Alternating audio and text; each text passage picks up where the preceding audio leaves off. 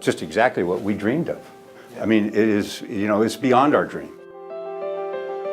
My name is Gary Mon, and I've been in the business community here in Boise since the early 70s. In 1985, I bought Fisher's office equipment, Fisher's Office Products, which had 8 employees and was located where Moons is in the Union Block building. I'm Gary Smith, and in the early 80s, I was general manager of The Mode, which is now a restaurant bar. At that point, was a privately owned department store of 50,000 square feet. The Mode was founded in 1895. It was started by one of the Falk families. The Mode had over 100 employees. It was 3 stories and a basement. So we were kind of the high-end retailer in downtown Boise. In the mid-80s, if you came downtown, the streets weren't cleaned on a regular basis. The sidewalks weren't cleaned. It was a very worried business community because there was not a lot of activity downtown. It was not very attractive.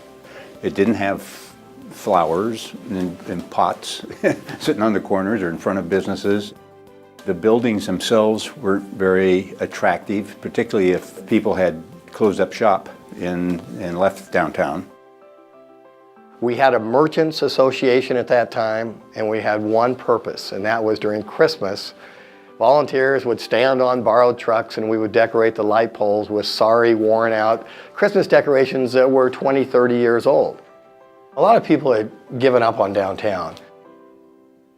So we talked about how much we love downtown, but the drawbacks were there was no one stepping up. It wasn't a lack of compassion or caring, it was a lack of coordination and resources. The impetus behind this change and the impetus behind the Downtown Boise Association really was when Mayor Erdley and the city council back at that time really wanted the mall to be downtown. It was very controversial. Of course, everybody thought that the downtown area was going to die, and it was kind of already dead. I mean, it wasn't doing well, so it couldn't die much more than it had been. Some folks, including Gary, Mon, and me, we had a vision. A vibrant downtown and a suburban mall were not mutually exclusive. We recognized that downtown would probably change in terms of the retail environment and mix, but there was always going to be a place for a special experience. For several months, at least 3 days a week, one of us was meeting with a tenant. We looked at the outline map of what our proposed district was, and we met with every tenant or every owner, every single one, sharing our vision, trying to have them come on board with us. And it was a long process. Our role simply was to go out and ask. And it's amazing what people will do if you ask them to join and share a vision. Once we got out there and started asking people, that critical mass began to build. Then we formed the Downtown Boise Association. And one of the major deals there was to create an environment where people wanted to come downtown and enjoy the downtown. But it had to be clean, it had to be well marketed. With regard to the Downtown Boise Association, we happened to be kind of in the leadership roles, but there were a lot of other people. And I mean, not just up and down the street retailers, but people in law firms, in accounting firms, professionals. And they all shared the same vision that we had. They weren't making their money the same way we were off of the retail trade, but they cared about downtown, and they still to this day care. Our Downtown Boise Association created some events. We said, we need to get some people down here. Let's have something on Wednesday night, and we'll call it Alive After 5. And we started it out down there, and we'd go down to the plaza by the Boise Center on the Grove. We'd go down there, and the only people who'd be there were the members of the board of the Downtown Boise Association. We'd have this big place. We'd have it all set up. We'd have a little band, and we'd have cocktails, and we'd just be ourselves, okay? And pretty soon, it took months, but it took off. And just look at it today. I mean, it's standing room only. From the hole in the ground to the dirt parking lots to where we are today, and its families are welcome, it's very special. When I bring guests here and we walk downtown, it's an experience, and you don't always get an experience in life. My daughter invited my wife and me out to breakfast recently and said, I want to show you downtown. And then she said, now, come on, I want you to see something. And so we walked down into Bodo. And we stood on that corner where the Chinese restaurant is. Stood on that corner, and I did a full 360. And of course, you see the whole Jump project. You see Zion's Bank, all the other buildings and activities that are going on down there. And that brought tears to my eyes too, just seeing that. It's pretty special, because I think, I don't know if we dreamed all that. I don't think so. But what we did dream was that downtown Boise would be a place that people would want to come to and enjoy themselves. And that's what's happened.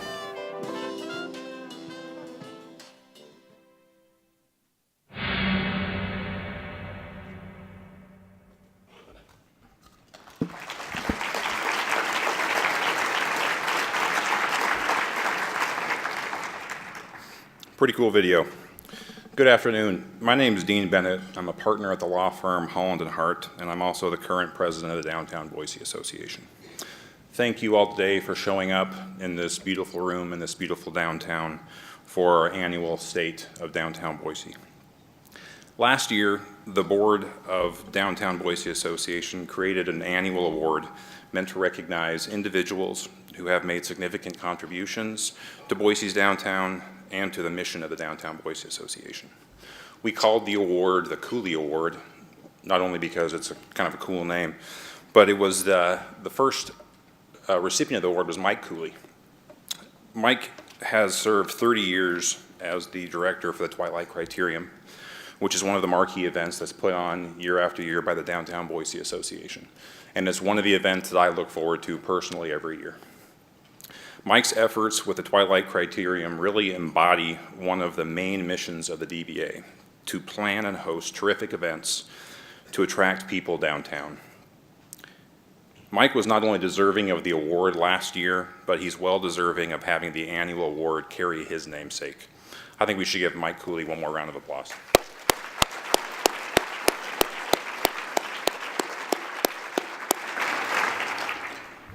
Something that makes downtown Boise special and quite different from many downtowns that I've traveled to is the presence of so many quality local retailers and local restaurants. I have lots of clients who come to town and they are just very impressed by the local retail and local restaurant scene that we have here. So I think it's fitting this year, presenting this year's Cooley Award as one of those successful local retailers, Dan Balliff of the City Peanut Shop, who is also the incoming president of the Downtown Boise Association. Dan, if you could come up here, please.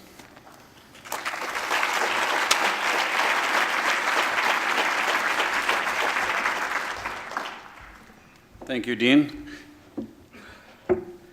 I'd like to present these awards. Are Gary Smith and Gary Mon somewhere out here where I can present these awards to them, please?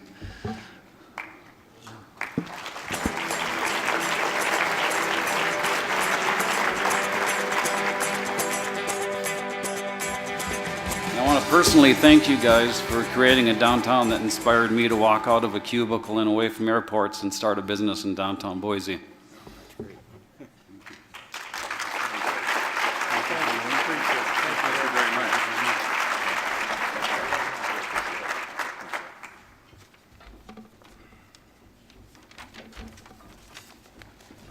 Congratulations to Gary and Gary. Thank you, Dan.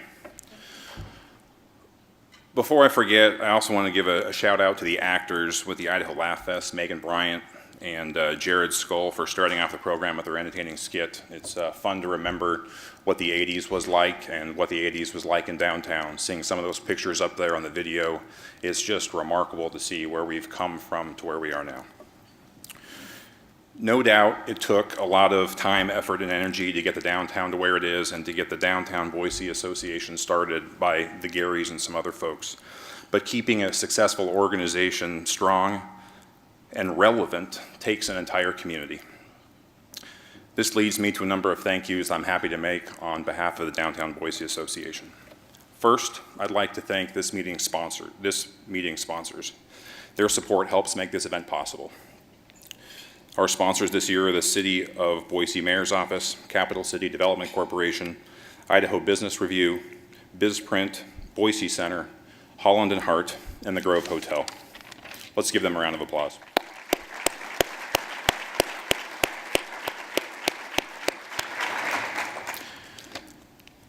Now, I was up here last year giving this same kind of introductory speech, and I didn't think that we could get more people to show up, but this year I think we have 100 more people show up this year than there was last year. It's pretty impressive.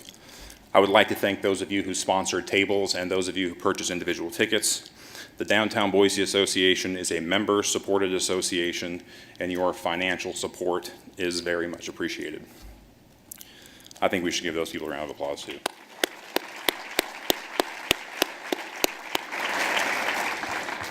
The next group I'd like to thank is our current board. We have a talented board, a variety of backgrounds and skills on our board.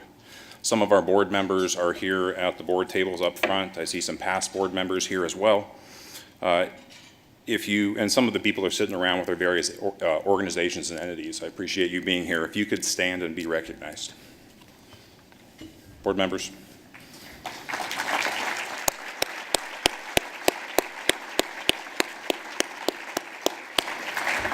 A diverse background of retailers, property owners, people in the services industry, accountants, lawyers. We appreciate all the diversity that they bring to our board. Finally, we have many association members here today, and your assessment dollars that go into funding the DBA are very valuable and very important, and I think that makes a big difference in downtown Boise's core. So I want to thank those of you who pay the annual assessments.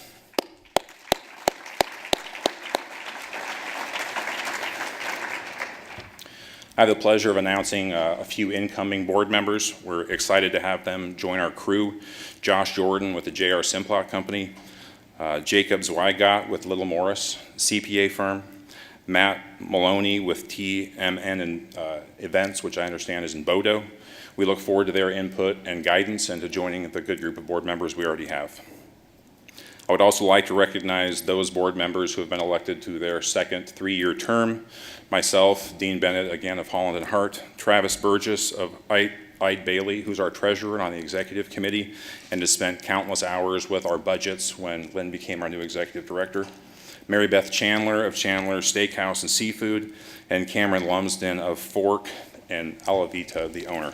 He's also on our executive committee. I want to focus my final remarks on the DBA staff. I mean, you see all the good things that go on downtown, all the events that go on downtown, and all the planning and the cleanup, and what a good job the DBA does, and it's hard to believe we only have 3 full-time staff members. They get a lot done without a whole lot of resources. So I want to call them out specifically. Warren Maxfield is our member services and office manager. He only joined the DBA a couple months ago, but he has high energy and has already proved to be a very valuable resource. He's the front line. If you call into the DBA, that's who you're going to get, and he's going to take care of you. Carly May is our events and program manager. She's been with us for over 5 years now in a number of capacities. Carly works her tail off at getting all of the events and promotions hosted and planned, and we are very proud of her this year. Carly has received a number of awards from various organizations all around the valley. Finally, Lynn Hightower, our executive director, has been with us for just about 1.5 years. I think Travis and I think she might have been here a little bit longer than that, given all the time that we've spent with her, but it's been very enjoyable. She had some big shoes to fill from the previous executive director who served for 11 years, but she's done a very admirable job of stepping into that position. The DBA did a nationwide search for candidates for the executive director, and there was a lot of thought and a lot of meetings and a lot of interviews and a lot of planning, and I can stand up here today and say for sure I think we got it right. Lynn's doing a great job. She is creative, she works tirelessly, she works hard, and she's an absolute pleasure to work with, and I think she put on a pretty good event for today that I'm excited to see. So a big thanks to the DBA staff.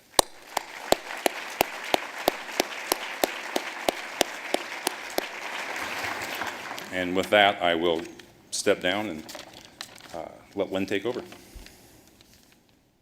Thank you very, very much. Thank you. Way to make me cry right before the... Well, thank you, Dean, and thank you all very, very much for being here for this State of Downtown and our celebration as the Downtown Boise Association turns 30. If any of you are sharing on social media, our hashtags today are hashtag State of Downtown Boise, and as always, our hashtag is Be Downtown Boise and I Am Boise. Well, let me start with a news update. If you missed it last week, Downtown Boise made yet another top 10 list. Expedia has named Downtown Boise one of the coolest downtowns in North America. That's right, we are, yeah, right on. Yeah, we are not messing around with those national lists anymore. We are cruising to the top of the entire continent. Pretty impressive, really. And for that, again, I want to thank Gary and Gary for their vision. They are great guys, and it's been a lot of fun to get to know you, to be able to tell this story. Thumbs up to you too, Gary. And I know that Gary and Gary would be very proud to know that the Downtown Boise Association still has a considerable portion of our budget that goes to planters and to hanging Christmas lights and hanging street banners, and our clean team supplements trash pickup 7 days a week. The assessment dollars that Dean mentioned last year were $394,000. And with event income alone, the DBA leverages those dollars almost 2 to 1 to make sure that our downtown stays clean, safe, attractive, vibrant, and competitive. Our Alive After 5 is now 31 years strong and back on the Grove Plaza, the beautiful new Grove Plaza, in just a couple of weeks. First Thursday, there's always something cool going on. And breaking news, we have a new event coming this fall to introduce to you today. Many thanks to our friends at Food Services of America for helping us launch Capitol Tables. Capitol Tables is alfresco dining on Capitol Boulevard, coming on a Sunday in September. You're going to want to be there.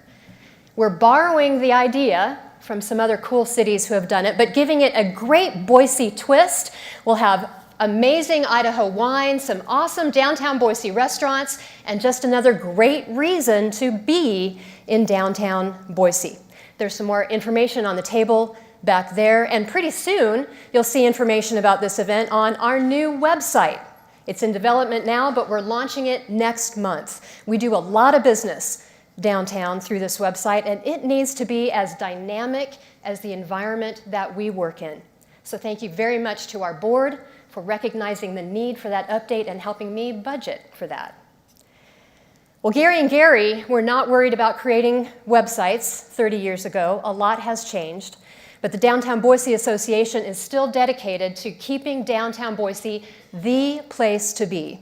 We do a lot, and you can read about it on our annual report that is going to be posted soon on our website. And it's great to keep you up to date. But I suspect that what brought you here today is because you know that feeling. We have something special in downtown Boise, and we want to keep it amidst all this change.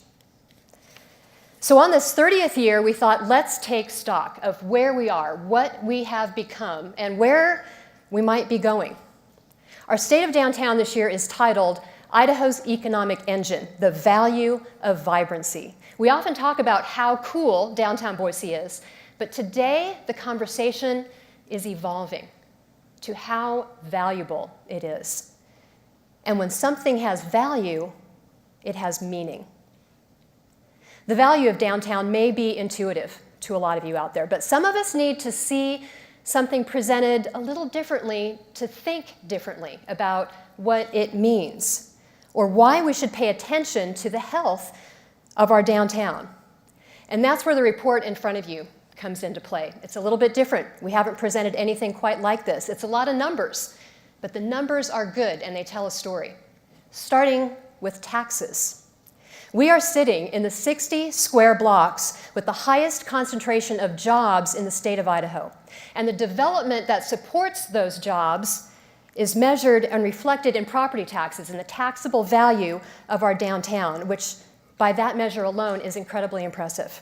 Per the Ada County Assessor's Office, on average, the taxable value per acre in the larger downtown Boise planning area is $1.9 million, $1.9 million. That compares with $350,000 for the rest of the city and $68,000 for the county. Some of the highest values here in the core, the 8th and Main building, for example, the Zions Bank building, sits on barely a half an acre with a taxable value of more than $65 million. In suburban West Boise, it takes 70 acres of an upscale subdivision to match that. That is value. And although more people than ever before are choosing to live, work, and play in or near urban centers for a lot of good reasons, that lifestyle isn't for everybody, and it doesn't have to be. Because when our growth centers, like a downtown, is healthy, they share the wealth. Those tax dollars benefit communities miles and miles from here. And that's a good thing, because one of Boise's blessings is we are in Idaho, with so many places whose value can't be measured in taxes. Place making is what Smart Growth America highlighted about Boise in their report last year titled Amazing Place, the New Recipe for Economic Development. Place making is essentially building the economy by building places people want to be, an environment that attracts investment. It's a great report. If you haven't read it, you should read it. But the amazing thing is, in Boise, that recipe isn't new at all. Our ingredients, you know what, Gary? It's in part the darn planners. It's the holiday lights. It's the events. It's the parks. It's the public art. It's the amazingly delightful places to stop and sit and enjoy. And Boise's recipe is a great mix of agencies made up of people that talk and get together and collaborate and create this exciting, unique flavor that is downtown Boise. So cheers to downtown Boise. By the way, the bar is staying open. If you want to cheer on your table, the bar is staying open, so feel free. Well, the value of downtown Boise, the value of vibrancy here in downtown is beginning to get the attention it deserves. And I don't just mean top 10 lists and people coming here. Last week, I gave yet another tour of downtown to some folks visiting our city from a neighboring state. They were city planners, tourism experts, a dean from their college, and they wanted to come here to learn how downtown Boise became so successful. They first met with Pat Rice from Boise Center. I took them to meet with Nick Miller at the mayor's office. But while I had them, I took them all over the place. We started in Bodo, went to Old Boise, up 8th Street, over down Bannock. I took them over to 10th. I showed them the new Simplot headquarters and the condos at 119. And although, of course, I was imparting these pearls of wisdom, I noticed that throughout the tour, from time to time, they had stopped listening to me. Instead, they were talking amongst themselves about the cool things they were seeing and hearing and how they could take that back to their own community and build their city from the downtown out. And I was really excited to see them do that. They saw the value. They came here for inspiration, and they found it. You know, when I first took this job, I met with someone who knows our downtown well, loves our city. And he said to me, Lynn, we need to make downtown world class. And I thought about that, and I asked him, what does that mean? And we talked more about it, and we decided that it's not another building, another project, not another top 10 list. A world-class downtown is part of a community of people who love their city and are proud of their downtown. And whether they come here every day or only occasionally, they have some appreciation for its value. I thought a lot about that conversation, and the program today and that report in front of you is one result. So in our 30th year, we're telling our story with numbers. There's a lot of numbers in that report, but they're good. But behind the numbers, it's really a story of people. People who cared enough about their downtown to meet at 7 a.m. and 7 p.m.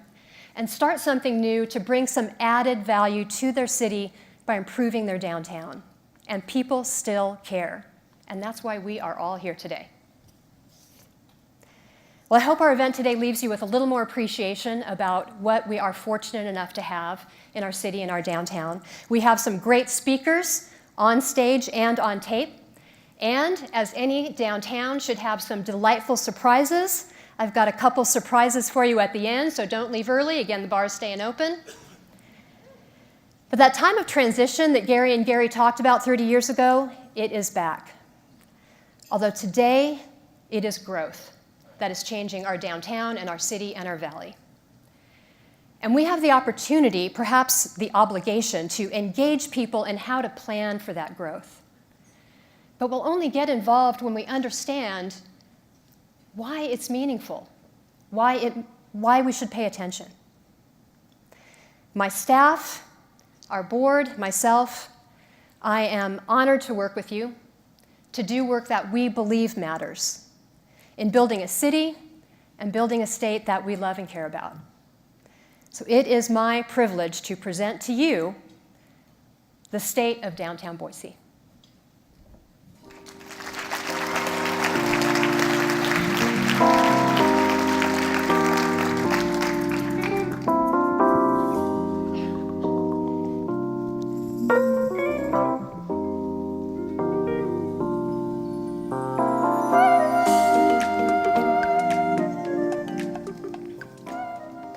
Hello, State of Downtown Boise. My name is Prince McClinton, and I'm the co-founder of Art of Visuals. I live in downtown Boise, right here off of beautiful 8th Street.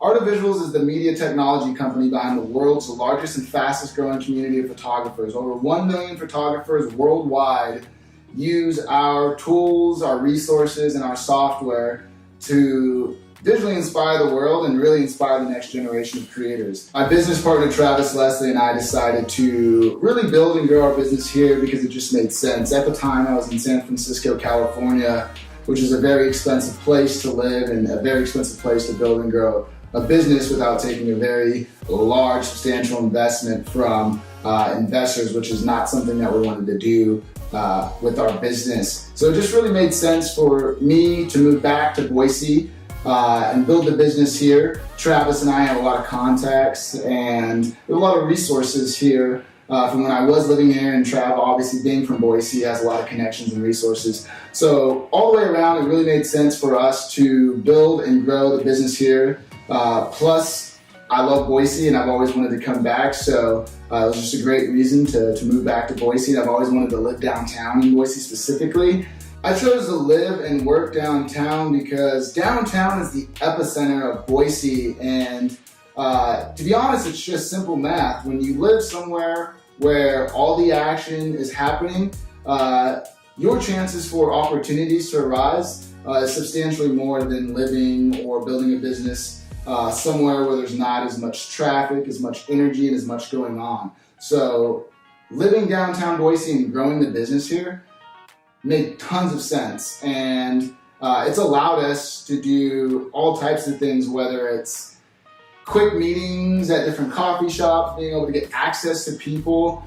Travis and I have been lucky enough to meet some really awesome individuals at coffee shops, which some of them became investors in our company, and that's just not something you can do living in the suburbs or somewhere else, because these types of people, for the most part, do congregate downtown, which is, where all the offices and all the businesses and everything's happening. So for me, living downtown was a must, and I plan on staying here, for some time, and hopefully, buying a place down here as well.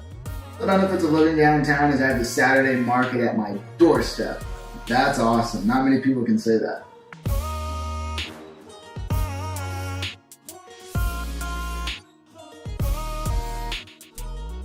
My average day, I usually wake up anywhere between 5 and 6 a.m.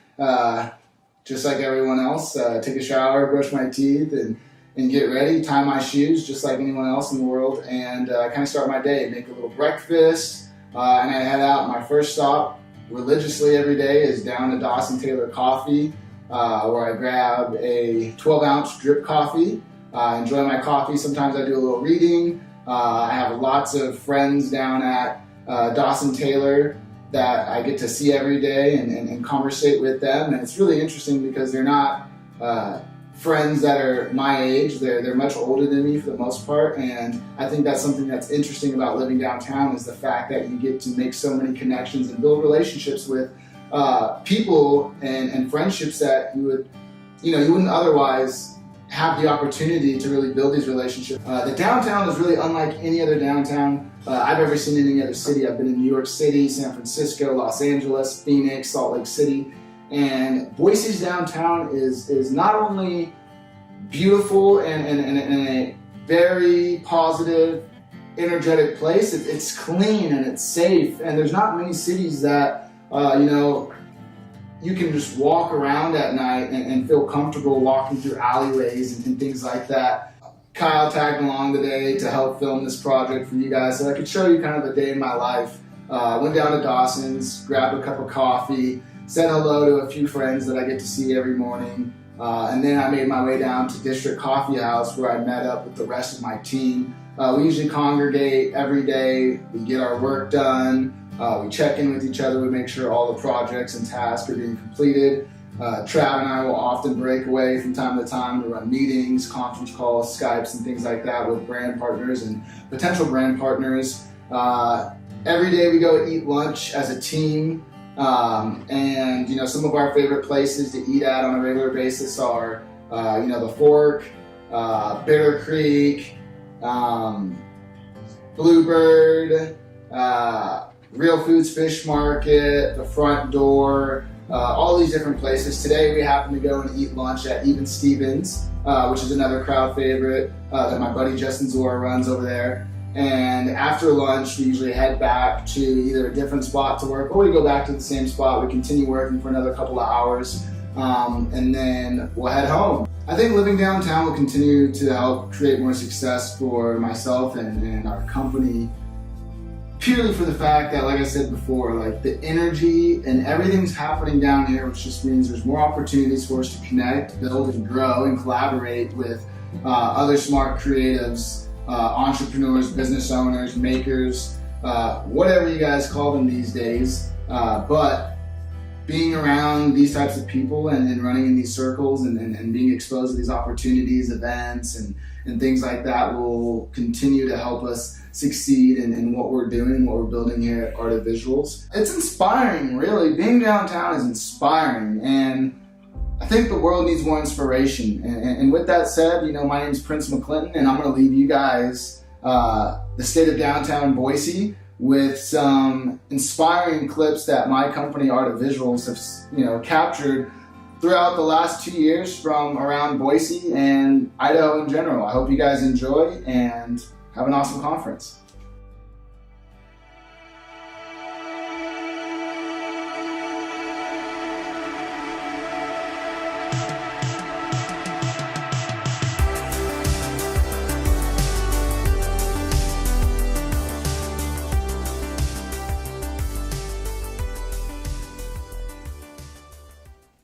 Good afternoon. How is everybody? My name is Mike Brown. I'm one of the owners of Local Construct. We're a housing developer. We work across the western United States, and our mission is to improve the quality of development in the western U.S. And we're working a lot in Boise. And Lynn asked me to speak here today. I work with a lot of people in the audience, I noticed. I hope I didn't buy all those Given Pursley tickets to this event. But we're working here a lot in Boise, and I've got part of our team here. We've got John Discant, who runs our stabilized operations, Patrick Bowl, who manages all our construction, and Nicole D'Antonio, who manages Uahi for us. Do I just push this green button? We're going to try it. Oh, back. Here we go. There's the Uahi. So that was the first development project that we undertook here. We've been investing in Boise since 2012. We analyzed about 40 markets across the western U.S., as small as Spokane and as large as Seattle. And Boise was one of a few select markets that we chose at that time. We wanted markets that we would feel comfortable investing in for a 30 or 40-year horizon. And so we looked at quality of life, jobs, growth potential, access to natural resources. But we also looked at the quality of local development. We looked at the quality of local governance, what it was going to be like to work in this place, and whether the city was doing the right things so that our investments would thrive over the long term. In the development business, you can do a little better than your competitors if you're just better at the nuts and bolts, but you can only do a lot better than they can if you pick the right horses up front. And we're very confident in Boise. I spend a lot of time here myself, and we're committed to this market. We'll be here over the long term. So with the Oahe, we wanted to do a few things. We wanted to prove out that downtown housing could work, rental housing in the downtown, high-end urban-style apartments that didn't really exist here. We wanted to take a beige building and paint it black, and we wanted to take a building that was important to the history of Boise and turn it into a reflection of what we thought the future of Boise might be, and we got a lot of input from Boiseans in doing that. So I'm here to talk about downtown development, and I've got a lot of information to give you, so listen quickly. Urbanization is happening nationwide, and it's happening here in Boise. It's happening all across the West because the West is the place where we have enough land to handle additional growth. I've got a couple of graphs here. Urbanization is driven by demographics, right? So as the demographics of our population changes, consumer preference changes, and our development patterns should change accordingly to fit those preferences. Additionally, you have consumers responding to the Great Recession. People are much less likely to want to buy homes. Some of the largest demographic cohorts want much more flexibility in their life. And if you look at the graph on the right, that's the U.S. home ownership rate. The peak right there is in 2004. We're now down all the way over at the right side. So we've gone from 69% to about 63.5% since 2004. That's as low as it's been. The last time it was that low was in 1965, right? So for every one of those points of percentage points, there's about 1.25 million people that have moved out of owned housing and into rental housing. And typically what they're doing is they're moving out of suburbs and into cities. And they're doing that for a wide variety of reasons, which I will discuss. If the green button works. There we go. So why is downtown Boise important, and why does downtown Boise continuing to thrive? Why is that important for those of us who have stakes in this outside of just downtown Boise? Why is it important for the Treasure Valley as a whole? Well, the thing that attracts people who migrate to the Treasure Valley is downtown Boise. It's not the only thing, and many people may end up moving here and wanting a more rural lifestyle than is offered in downtown. But what they saw in a magazine story was about downtown Boise, and the airport they flew into spit them out right into downtown Boise.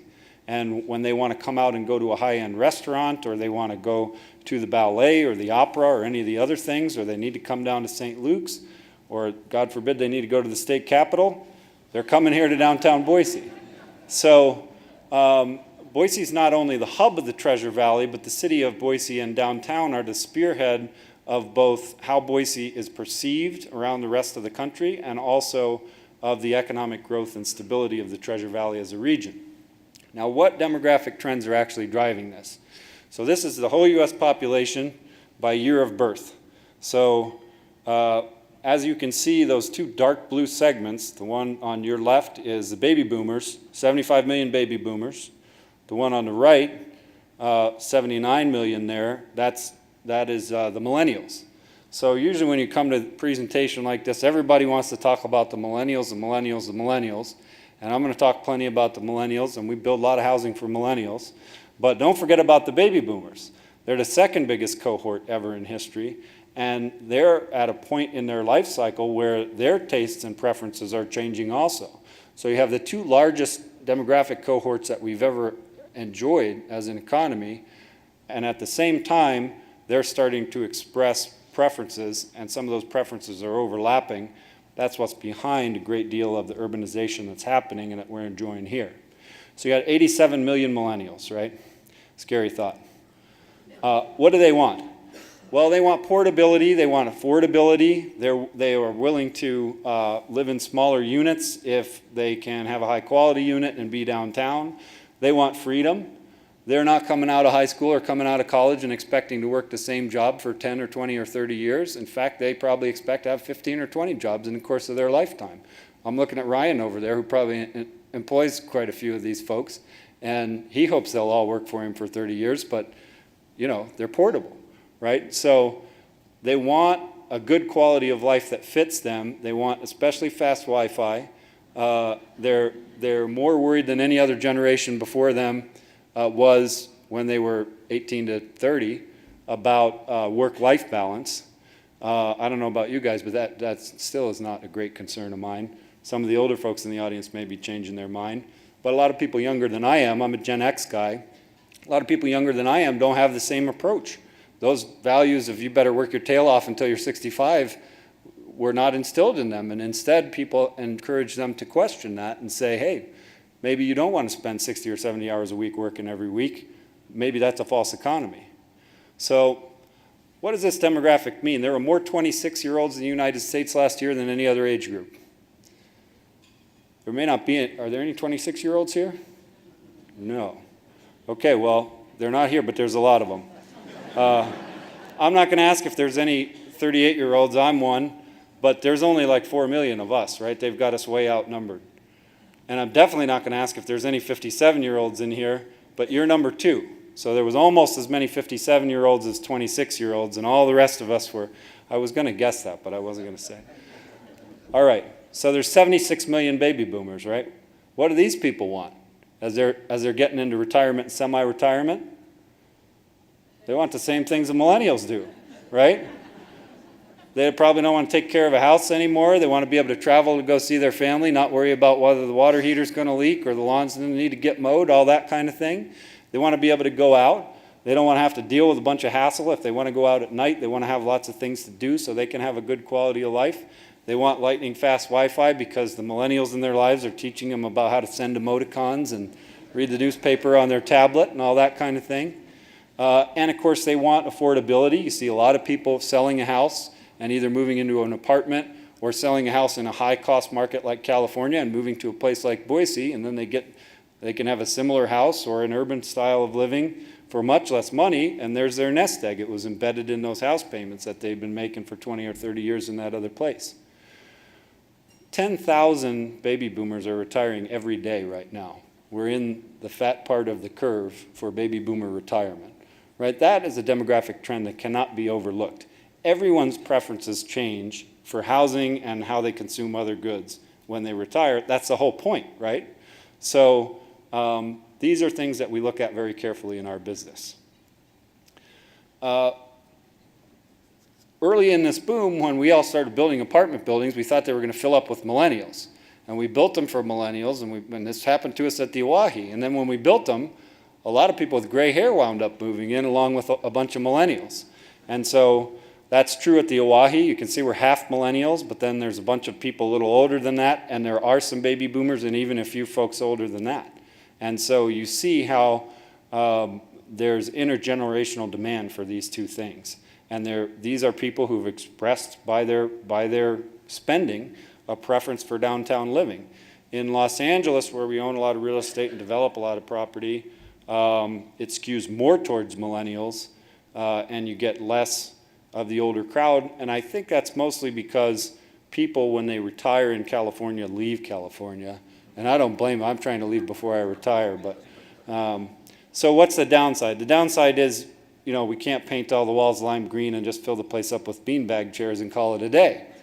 Right? We have to figure out how to build these buildings so they can serve both these diverse demographics. But the upside is we can create an actual social fabric. That's a lot of that's been lost by people living in subdivisions, right? Very hard to create a social fabric if you don't really interact with your neighbors very much.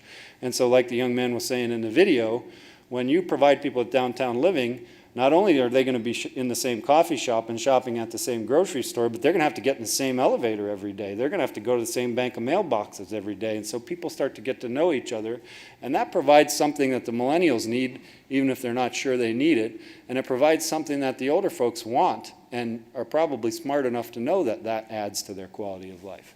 So if we're able to do that and serve the two largest demographic cohorts that have ever come down the pike in America, surely we can do that profitably. So what makes downtowns thrive? We've talked about it, you've heard about it in every presentation. Lynn nailed it in her talk. It's a mixture of uses, walkability, access to culture. Housing is the key ingredient. Housing for downtown Boise is the keystone. Most cities that go through an evolution and really begin to see a downtown that was defunct thrive, come up with the housing first. Boise's gone the other way around. Boise has the jobs and most of the retail, and we're only now building the housing. So we're working hard on it. The mayor asks me about it every time I see him. We've got some projects that I'll show you that are going to deliver this year, but we need to just keep our foot on the accelerator as a community in bringing more people downtown. Once we get to an 18 to 24-hour downtown because people are living here, you will see that all the great stuff that's been described at this event up to this moment is really just the tip of the iceberg. I think that Boise will kick over into a completely new gear, and we'll all be surprised by the quality and the scope of what happens. Lastly, we used to have a thing called the coffee shop index when we were trying to figure out what neighborhoods in Los Angeles to invest in next. We'd go into these kind of bombed out neighborhoods, you know, that are all run down, but then we'd go to some coffee shop, you know, and there'd be like 3 hipsters in there trying to make the perfect latte with a little drawing in the foam, and we'd kind of look at each other and say, yeah, this is it, let's buy here. And so you can run that coffee shop index in Boise. We have almost as many coffee shops as hair salons now, right? And that's really saying something in this town.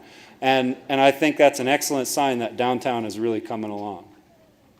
So think about precedent cities: Austin, Texas; Portland, Oregon; Seattle, Washington; Denver, Colorado. None of these is a perfect precedent for Boise, obviously. Boise is a unique place. But if you told the average Texan 25 years ago that their capital was going to be filled up with a bunch of lefty hipsters, they would have told you you're out of your mind, right? But they've created a great sense of culture and energy, and people are moving to Austin in droves. Fastest growing city in the country for several years running. Portland accomplished this through progressive planning. I mean, people move to Portland without getting a job in Portland because they think it's so cool that they want to live there, right? And they accomplished that by the urban growth boundary, which is an extremely progressive planning measure as far as the United States is concerned. Seattle has geographic constraints, and once they hit them, they started filling back in. And on the back of those old line industries and that dense development pattern that they had in their downtown and around their port, they've been able to create a city so awesome that employers move there solely because they think that the employees they're going to need to employ are going to want to live in Seattle.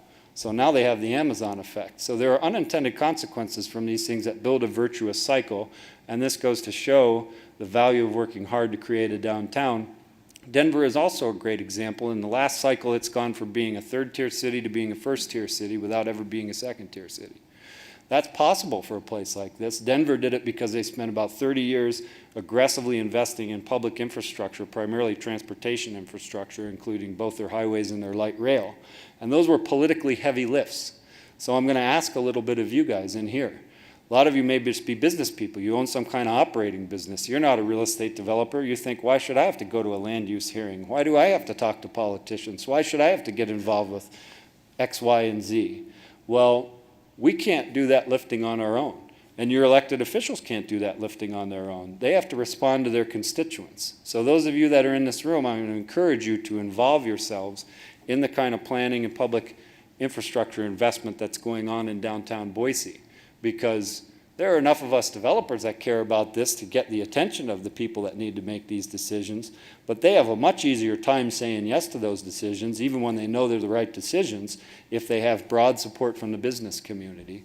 And so you can look for me to be knocking on your door and asking you to involve yourself in those kinds of things as we continue in our evolution as a city. So what are we doing here? Why am I standing up here talking? Well, these are all the projects we have here in the Treasure Valley that fall within the downtown planning area, and all except for the big one on the left actually fall within the, no, actually, the DBA cuts off at the Oahe. So on the right, in the dark blue, the Fowler is 159 apartments currently under construction at the corner of 5th and Broad Street in the Central Edition Live District. That project will be leasing up this summer and will be complete this fall. Across the street from that, we have a land holding that we have our eye on for a future housing development. The Oahe's on the left at 11th and Main, mixed-use development, 36 apartments. We have office, we have retail, we have meeting space, we have restaurants. Across the street from the Oahe's currently a parking lot, but it might be something else one day. Up from there in the dark blue is the water cooler apartments, 37 units, built in partnership with CCDC. That project, you can go tour a unit right now in that project. And matter of fact, I'll show you the phone number. And if you're really hot to trot, you can go see Nicole and she'll lease you a unit. And you could move into it next month. Across the street from the water cooler, we own a 2-acre parcel. It was actually the first thing we bought here in Boise, and we've done various studies on that. That will turn into a development project one day as downtown moves west. And then further out in the west end at the corner of Whitewater and Main, we have a 6.5-acre parcel that we traded to the city of Boise and executed a development agreement. We're working now on developing the first phase of that project, which will be a large mixed-use apartment project. So we're putting our money where our mouth is, to the tune of a number with a great number of zeros behind it. And that's because we believe in the kind of things that Lynn talked about. We believe that Boise is at the critical point in its evolution, and that the people in this room are smart enough and committed enough to keep pushing it forward, and it is definitively going to go ahead and click over. Are they trying to tell me something? Am I out of time? Okay, what are the next steps for Boise? More housing downtown, which has all kinds of benefits. So we need to continue to figure out how to get people like myself and Clay and other developers to build more housing downtown, and just go for ways to make that work. The city's doing a great job. CCDC is instrumental in the projects that we're building downtown now. But we need help. We need help sometimes with whether bike lanes are going to go in downtown. Our street's going to convert to 2 ways. How are we going to make Front and Myrtle easier for pedestrians to think about maybe crossing at a run?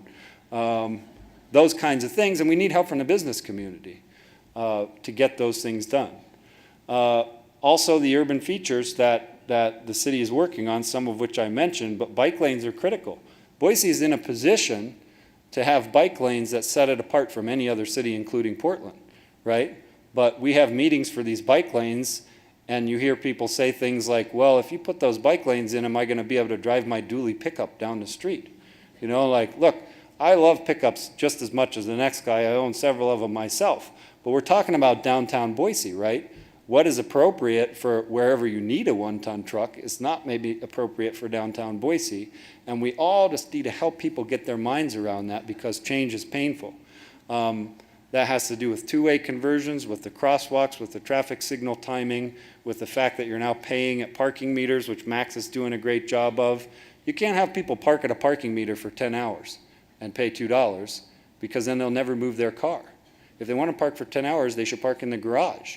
You got to make the parking meter expensive enough that people are incentivized to park in the garage, which is not fully utilized, right? So when these things happen and you find yourself a little irritated that your parking rate just went up or whatever the case may be, there's some smart people thinking a lot about it. They're not just doing it to ruin your day or just mess with you when you're trying to drink your coffee in the morning. There's a lot of thinking going into this. And of course, I should mention, you know, there are some heavy lifts with regard to public transit. The downtown circulator hopefully is the furthest along. If you look at the numbers from the Bronco shuttle, it's clear that we need to move people around downtown. People need to live downtown, but people also need to be able to come downtown from other places and park one time and go to everything that's in downtown reasonably. I knew that would get a round of applause. Okay, Lynn already showed this slide, so I'm not going to spend too much time on it, but you got to build more road to serve the same number of people in a suburban land use typology like a subdivision, right? But you have, according to this chart, somewhere between 1/6 and one small fraction of the tax base to pay for that, right?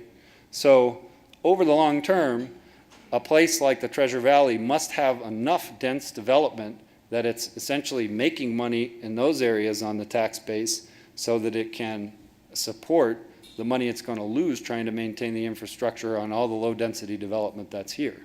This is a place where downtown Boise is especially well positioned, and I'm sure that helps the way the financial picture looks for this city. But as importantly as that, downtown Boise, as it thrives and as it becomes a better and better example of the urban form, is in a position to be an example to all the other cities in the region. And definitively, we will either all succeed together or fail alone. Downtown Boise is the best positioned city in the Treasure Valley as far as I'm concerned, but it should concern every constituent in downtown Boise as to how the rest of the valley is developing and how those areas are going to come along. So what can you do? I've already said some of this. You can become a student of land use and transportation planning. You can develop an informed opinion and make it heard. Those are the two most important things. Beyond that, call these people. Call the mayor's office, call CCDC, call ACHD. When you get those little emails from ITD or from ACHD, what do you think about the bike lanes? What do you think about the two-way conversion? Well, either do some research yourself and figure out what you think is the best answer, or call. There are many smart people working hard on these matters at the agencies I just mentioned who'd be happy to discuss it with you, or I'd be happy to discuss it with you. But we have to get these things right if we're going to continue to succeed as a city and take the next step in our evolution. And I'll make these slides available with Lynn afterwards so you can get these people's phone numbers and make sure that your opinion is heard. So here at the end, I'm about out of time, but I'm going to run you through the projects we're about to deliver. This is the Fowler at the corner of 5th and Broad, 160 units.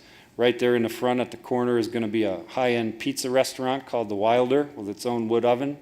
To the right of it is going to be a coffee shop next door to Boise Brewing, and there'll be a public parking garage owned and run by CCDC inside this building, so you can park in this part of the central addition.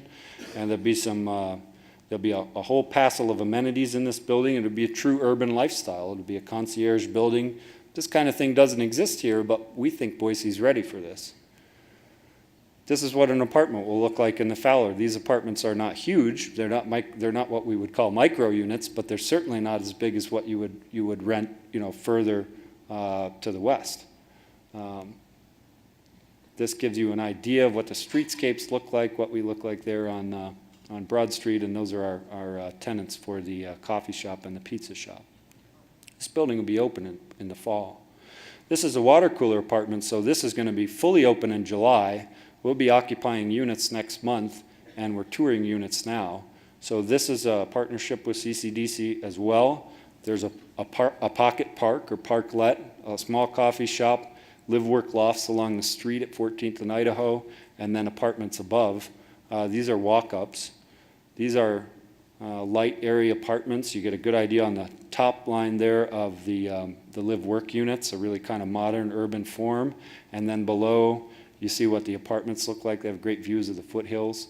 If you live at 14th and Idaho, you could work anywhere downtown and bike there. If you live at 5th and Broad, you could work anywhere downtown and walk there. So those are the ideas behind this kind of housing typology. This is a group I would recommend, Strong Towns, if you have enjoyed some of the wonkier land use stuff that I reeled off today. Check out Strong Towns. There's a bunch of very interesting articles on their website and some videos of presentations that you may find useful. There's a lot of people in America thinking about how small cities can grow well, and these guys are among the smartest. So as I leave you, here's our leasing information for the Fowler and the water cooler. You could also call the office of the building at the Oahe. Nicole will help you out. But we're here to help downtown thrive. I mean, we're a privately held developer. We run a business to make a profit. But that's never been enough for us. I mean, I used to run equipment, which is way more fun than being a real estate developer. And simply making a profit would not have been enough for me to make the switch. But I had a mentor a long time ago who told me that, if you're a developer who's thoughtful about his work and is mission-oriented, you can really change for the better the communities in which you operate. So that's our goal for downtown Boise, and we're really honored to join all of you in really enjoying the way this place is evolving and continuing to help make it thrive. Thank you.